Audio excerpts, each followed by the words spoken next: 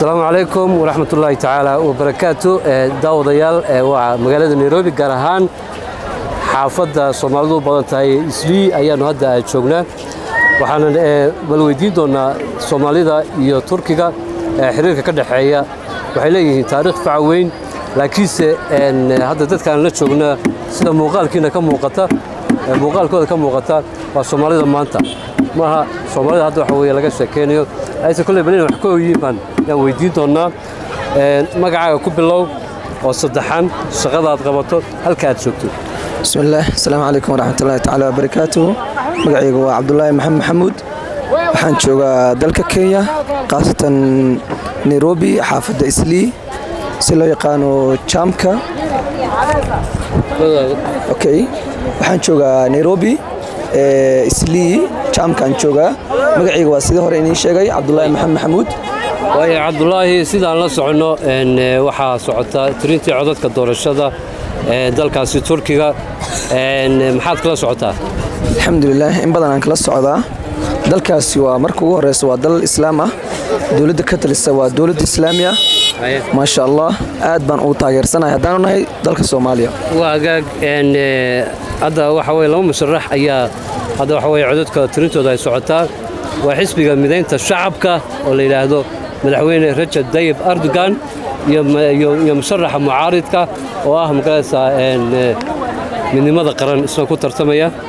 labadooda ayaa waxa way wareegii koowaad markaas waxa way isugu soo baxay qoladii kale way hareen marka hadda codad yar baad waxa way yaa ka dhiman boqolkiiba 50 inay helaan arrimahaas dabcan waa la socotaa filayaan maxaad ku dooratay marka waxa way musharaxeed jeceshay inuu ku guuleysto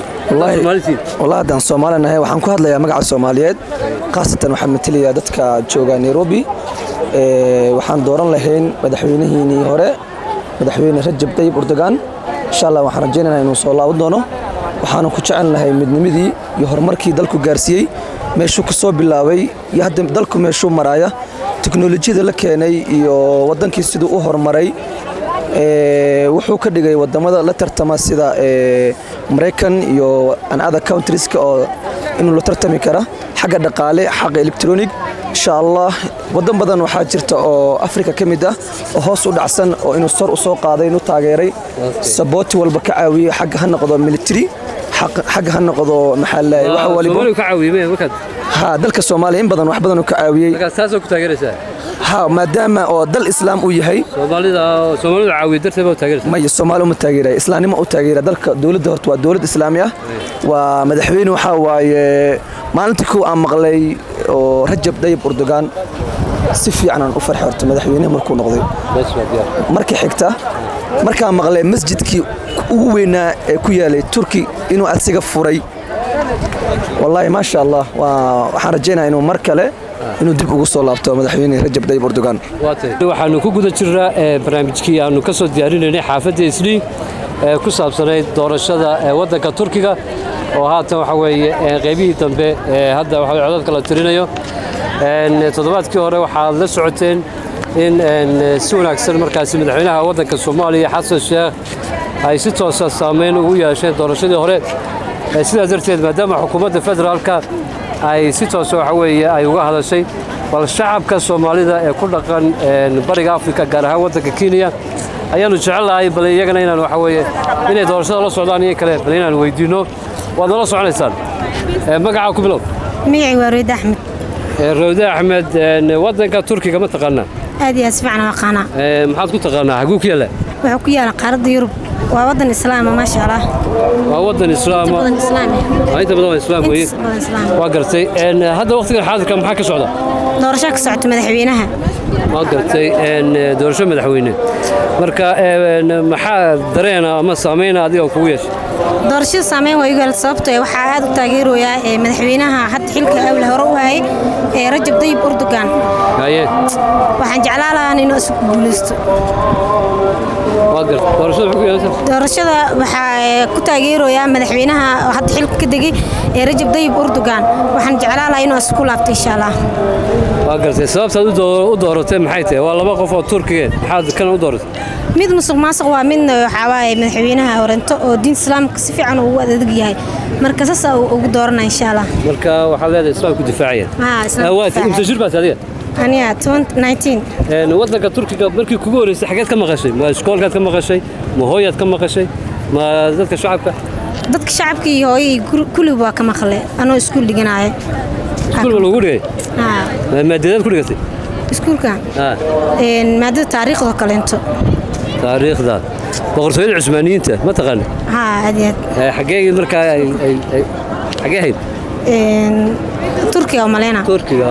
ma sha Allah aad baa ma santahay gabar yar baad tahay oo si fiican wax maskaxda ay shaabtay oo ku hambaleenaya shukran jazakallah watahay magaca ku bilow magacaygu Cabdiraxmaan Cabdinuur waxaan joogaa Nairobi gaar ahaan Nairobi xaafadda Soomaalida ku badan tahay anigana qof waxaan shaqaystay xamaasha aan biigato marka waxaan taageersanahay Turki Erdogan inuu soo laabto insha Allah ninkaas nin fiican waa Turki wax u qabtay dunidana macnaa wax weyn ka qabtay wadamo badan oo macnaa islaamku u gargaaray oo wax u qabtay sida Soomaaliya oo kale Soomaaliya wuxuu u tababaray waxyaalo badan uu qabtay ciidanka uu tababaray dunida Soomaaliya ka jiddu ku soo jeediyay waa wadan islaam oo fiican oo adduunka u fiican islaamkana wax u taraayay waxaan jeclaan lahaa inuu asaga soo laabto magacaygu waa Sawda Cabdi Xasan Sawda ma la socotaa doorashada wadankaasi Turkiga waan la socdaa maxaad kala socotaa waxaan kala socdaa inay Erdogan iyo nin kale ay ku tartamayaan Jamaal la dhaho Jamaali marka adiga saameyn intee leeg bay kugu yeelan kartaa wad malaysaa personal qof ahaan wallahi saameyn aad iyo aad uga habeenkii xalay xataa ma seexanin wallahi xal seexan wada habeenkii xalay ma seexanin waxaan aad iyo aad qalbadayda iyo niyadayda la jirtaa inuu Erdogan ku guuleysto inuu ku guuleysto sabab maadaama wadan Soomaaliya ma aha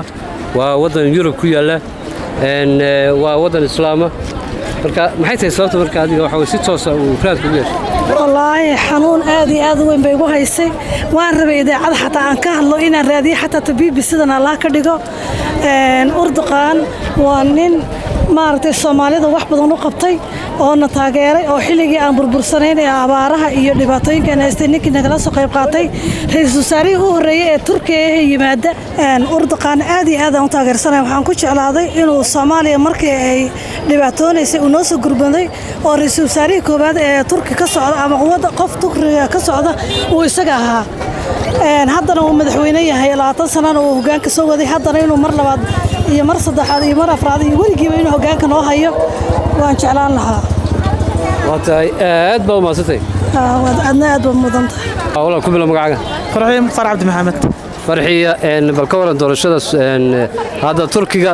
Soomaalida iyo Turkiga maxaa ka dhaxeeya والله waxaan naga dhaxay macaamil fiican aan naga dhaxay madaxweynaha Turkiga mar laba in loo doortaan taageer lahaa codkayga danjiga maanta ugu shubi lahaa sabab si fiican dalkeena Soomaaliya soo u saacideeyay dadka jaamacadaha u aasto waddanka Turkiga qaxootiga aan ku nahay soo noo saacideeyay darteed anigana codkayga maanta ugu shubi lahaa Turkiga joogi lahaa farxiye ahaanteeda maadaama uu Soomaalida caawiyo hadda Soomaalida caawiyo qasan codkayga ugu shubi lahaa ani islaamkana waa u hileeyay si fiican aad baa maasatay adaa mudan walaal ku bilow Farxiye cali Soomaalida iyo Turkiga bal ka waran doorashada ayaa socota oo hadda waxa weeye qaybihii u dambeysay tartamayaan Rajab Tayyip Erdogan iyo Jamaal maxaad fikir ka haysataa waxaa fikir ka haystaa aniga waxa taageerayaa Erdogan waxaan ku taageeraa sidii uu Soomaalidu u caawiyay wadanka dadka jooga oo qaxootiga anaga qaxootiga wadankeena dagaal ka jira sidii noo caawiyay sidii Soomaaliya xataa waxyaalo badan ugu saacideeyay saasa ku saboodanahay codkiis ku siin lahaa hadaan joogo xataa waa tahay aad baa maasantay thank you